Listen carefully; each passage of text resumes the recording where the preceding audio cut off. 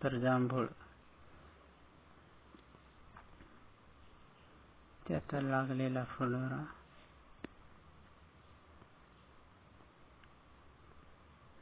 जांभूळ अशा प्रकारे असते, एकदम निळसर. तर बघा, आता बघितल्यास तुम्ही जांभूळ वृक्षाची माहिती व उपयोग.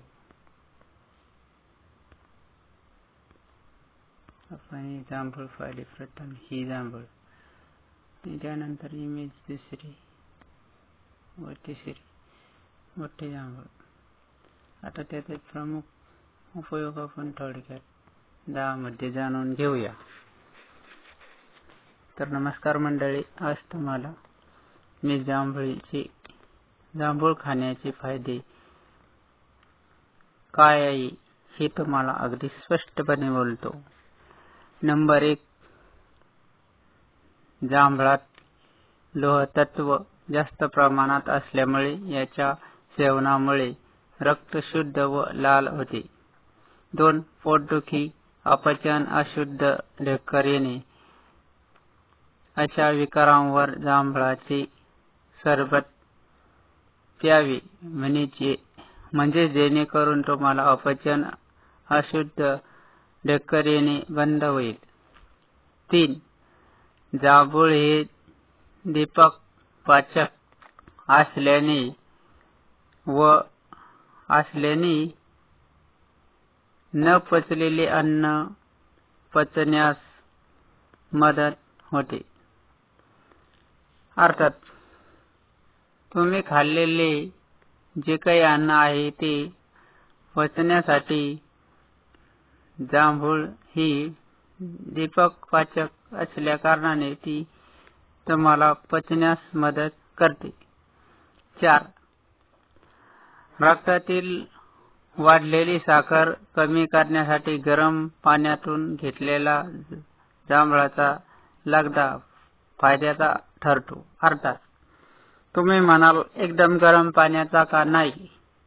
तर गरम पाणी खाण्यामध्ये घ्यायचा असले तर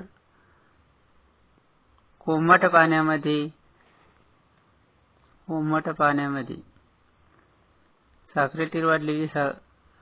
रक्तातील वाढलेली साखर कमी करण्यासाठी गरम पाणी अर्थात कोमट पाणी जांभळाचा लगदा, म्हणजे कोमट पाणी करायचे आणि त्याच्यात लगदा तो टाकायचा जांभळाचा, आणि कोमट पाणी मिश्रण गाळून घ्यायचं आणि नंतरच ते प्यायचं. 5वा मुद्दा, यकृत कार्यक्षमता वाढवून आजारांविरुद्ध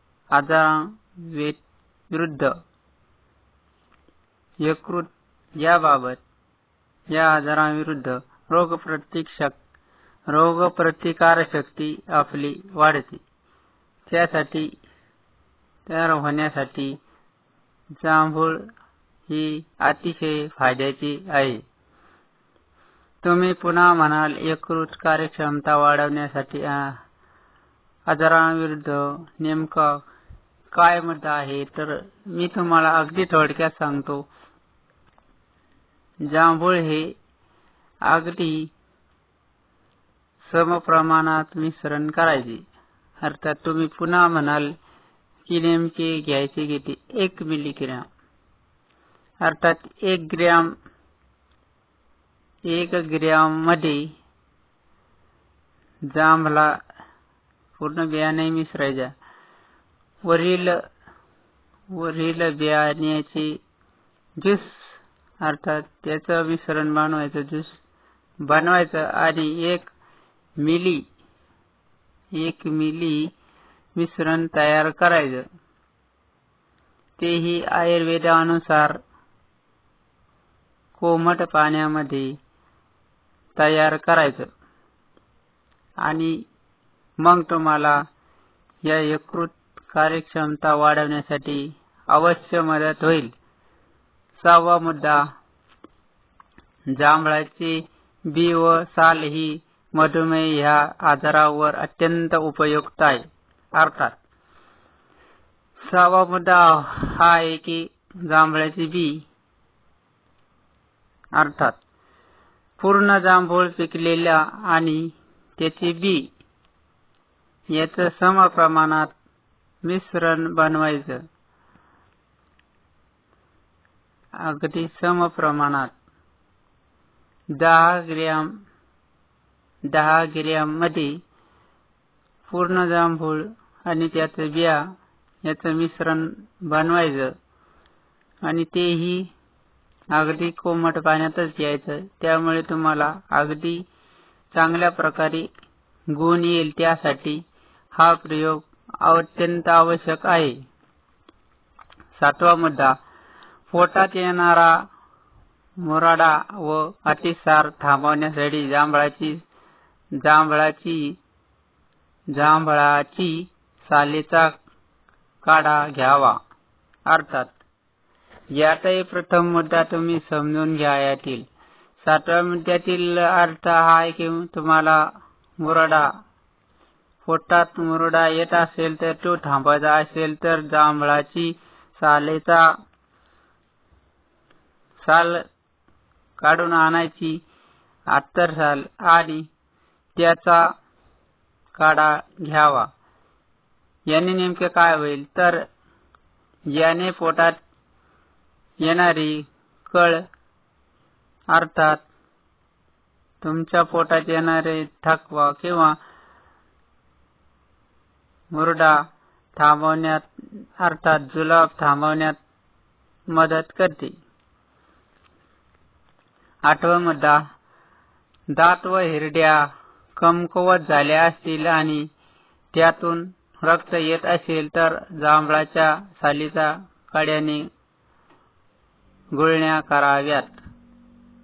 अर्थात 8वा मुद्दा हा आहे की तर तुमचे दात आणि हिरड्या या कमकुवत होत चालल्या असतील तर त्यासाठी तुम्ही जांभळाच्या सालीचा काढा अगदी 1 मिलीग्रॅम म्हणजे 1 गिलास टाकायचा आणि त्याचा एकच शिकाला राव द्यायचा. तेवढाच तुम्ही त्याच्या गुळण्या थोडं त्याच्यात मीठ टाकायचं आणि गुळण्या करायच्या. त्याने एवढा गुणकारी फायदा होतो की तुमच्या दात व हिरड्या अगदी मजबूत बनतात. 9वा मुद्दा हा होता की मूळव्याधीतून जर रक्त पडत असेल तर रोज दुपारी जेवणानंतर मुठभर जांभळे खावावीत. अर्थात 9वा मुद्दा आहे की तुमच्या मूळव्याधीत जर सतत रक्त पडत असेल तर दररोज दुपारी जांभळे ही योग्य प्रमाणात खावीत. तुम्हाला जेवढे खाता येईल तेवढे तुम्ही खाऊ शकता, पण त्यालाही प्रमाण आहे. प्रमाणाच्या बाहेर कोणी खाऊ नये. जास्तीत जास्त 2 मिली किंवा 1 मिलीचाच वापर करावा. जांभळे जास्त खाऊ नयेत. 10वा मुद्दा आहे की जांभळामध्ये लोह, कॅल्शियम म्हणजे क तत्व आणि ई जीवनसत्व भरपूर प्रमाणात असल्याने ती गर्भ अवस्थेत खाल्ल्याने बाळाची वाढ चांगली होते.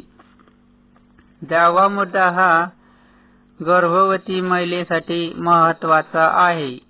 म्हणजे त्याला लोह, कॅल्शियम म्हणजे क सत्व आणि ई जीवनसत्व बाळाला आपल्या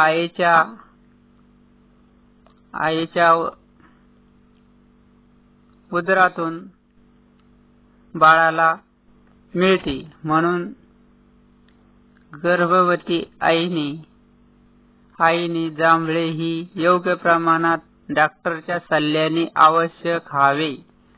इथेच सर्व काही 10 मुद्दे अगदी ठळकपणे अगदी स्पष्टपणे तुम्हाला सांगितलेले आहे. यावर सविस्तर आता बोललेले आहे. आणखीन काही राहिले असेल तर यावरही पुन्हा संक्षिप्त पद्धतीने पुन्हा दुसऱ्या भागात अर्थात दुसऱ्या व्हिडिओमध्ये लवकरच माहिती सांगण्यात येईल. तोपर्यंत जगातील विश्वातील संपूर्ण मंडळीला माझा नमस्कार. ही माहिती तुम्हाला कशी वाटली कमेंट करून नक्की सांगा. जय शिवराय, जय जिजाऊ, भारत माता की जय, वंदे मातरम. शेअर करा, कमेंट करा, लाईक करा, जास्तीत जास्त सबस्क्राईब करा जेणेकरून तुम्हाला नवनवीन अपडेट आरोग्यविषयक माहिती सल्ला ही बी सल्ला तुम्हाला माझ्या चॅनल मध्ये देण्यात येईल. जय हिंद, जय भारत, जय जवान, जय किसान.